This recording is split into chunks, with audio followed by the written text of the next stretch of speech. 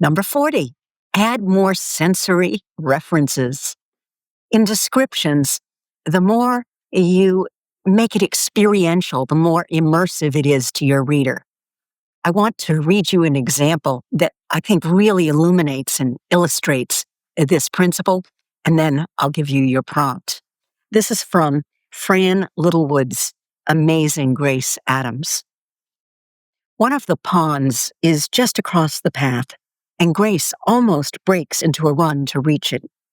Crouching down, she places the cake box on a brown patch of grass, fills the plastic pistol, watches the water bubble and turn blue-jeweled. The vivid sky above her, the egg yolk sun, light hitting the pond like flung crystals.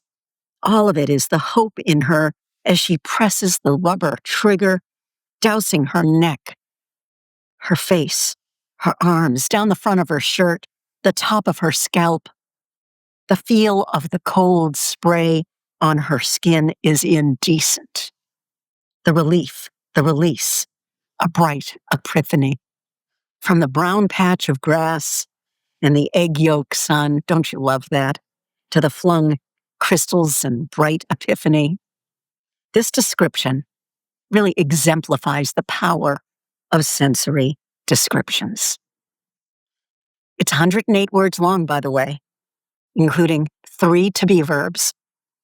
My principle is always try to keep fewer than 3% of your writing to-be verbs, so it's well within that margin. Yay. It's a beautiful example. What I want to invite you to do now is add sensory references to create that kind of experiential, immersive experience for this overly generic prompt. Your character finally gets into the cozy warmth after freezing outside. I'd love to hear how you're going to approach it and what you do with it. I know you can do it. Write it in the comments. I read them all.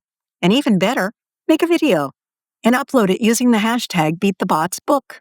Don't forget to tag me too, so that I can amplify your voice. I can share your words, spread the word, because your voice matters. You matter.